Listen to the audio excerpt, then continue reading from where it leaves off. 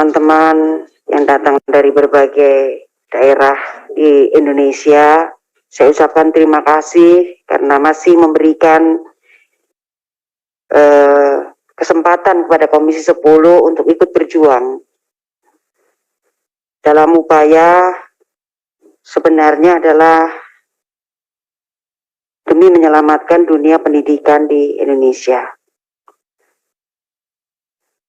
Berbagai macam lembaga dibentuk oleh teman-teman honorer ini tentunya dengan harapan bahwa semakin banyak yang menyuarakan, semakin akan pemerintah mendengarkan sebenarnya masalahnya itu seperti apa. Komisi 10 sudah membuat panja yang cukup gegap gempita dan membuka berbagai macam hal-hal yang tidak jelas, baik informasi maupun kebijakan-kebijakan yang dilakukan oleh panitia seleksi. Salah satu di antaranya adalah yang paling ramai pada saat itu ketika Bapak Ibu guru honorer ini dituduh menyulitkan pemerintah daerah karena akan membebani keuangan daerah. Nah, pada saat itu kami sampaikan bahwa program 1 juta guru disiapkan dananya dari dana alokasi umum APBN tahun 2021. 1 juta itu kalau dihitung selama 12 bulan dari 9,4 triliun itu rupa-rupanya penerimaan per guru itu hanya 1,6 juta. Artinya dari situ saja kemudian kami berpikir mengapa pemerintah menganggarkan 9,4 triliun tetapi untuk angka 1 juta. Ya, sementara di dalam peraturan pendapatan itu minimal adalah 2,4 juta. Memang agak membingungkan ini juga yang kemudian membuat teman-teman kabupaten kota, ya, baik DPRD, kabupaten, kota maupun kepala daerah kemudian merasa was-was. Apalagi dana yang disiapkan 9,4 triliun itu berada pada sisi yang diturunkan secara tahunan.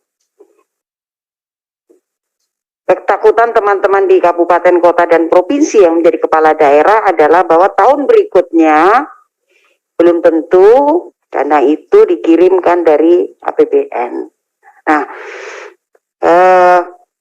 tidak ada kepastian mengenai itu sampai Panja melaporkan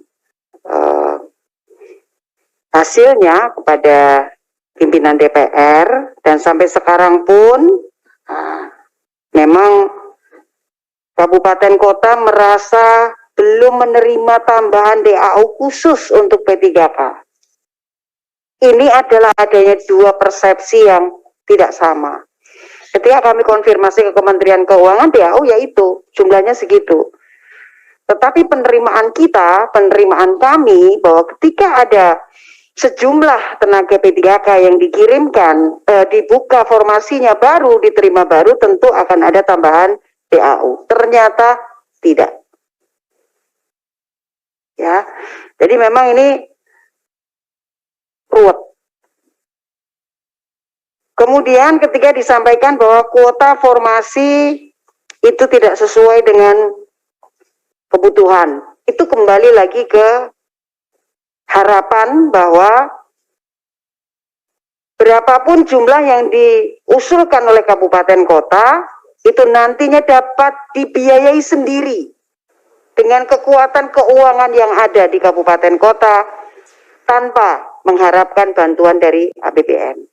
Itulah kenapa kuota yang disampaikan oleh kabupaten kota kepada pemerintah pusat itu sedikit. Pemerintah kabupaten kota dan provinsi tidak mau kemudian hari itu mengangkat P3K pada 1 tahun kemudian tidak bisa membayarkannya pada tahun berikutnya. Nah, tetapi yang memiliki kewenangan untuk mengusulkan ini kabupaten, kota, dan provinsi, pemerintah pusat alias kementerian kemudian membuat peraturan-peraturan yang menimbulkan masalah baru di dalam urusan formasi. Di tengah-tengah teman-teman mau mendaftarkan diri untuk tes seleksi, dibukalah kesempatan sebesar-besarnya untuk semua tanpa terkecuali bisa ikut tes seleksi. Akibatnya muncul masalah baru, yaitu mereka yang lolos seleksi ketika kembali ke kabupaten kota untuk mengisi formulir formasi, formasinya nggak ada. Ini memang buat. Kemudian masih ada berbagai macam harapan tentang afirmasi, masa pengabdian, serdik, dan lain sebagainya. Banyak sekali. Saya berharap Mas Ketua Komisi dan pimpinan yang ada di dalam ruangan ini,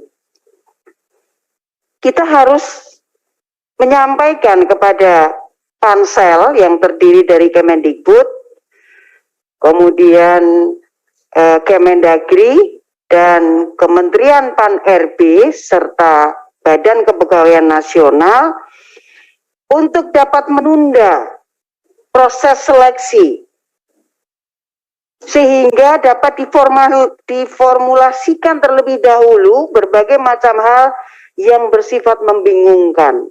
Karena kegaduhan ini sudah cukup. Bayangkan teman-teman guru honorer ini berarti kalau dari Jawa Tengah ke sini dia meninggalkan 1 hari mengajar. Siapa yang dibahayakan? Siswa, anak-anak kita. Kalau tidak ada kata putus dan selalu kita memberi harapan-harapan tanpa ada penyelesaian yang baik, dan di tengah-tengah proses itu selalu ada perubahan peraturan, saya kira pontang-pantingnya Bapak Ibu guru dalam proses menyelesaikan nasibnya ini akan mempengaruhi dunia pendidikan kita.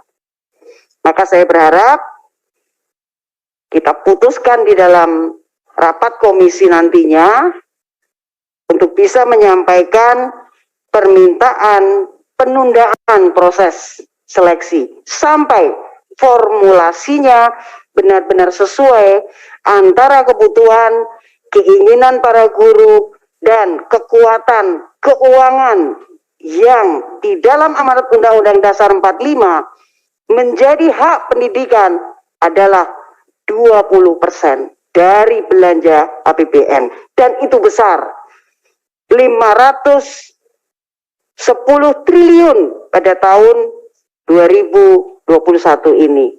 Cukup kalau hanya untuk membayar gaji guru honorer.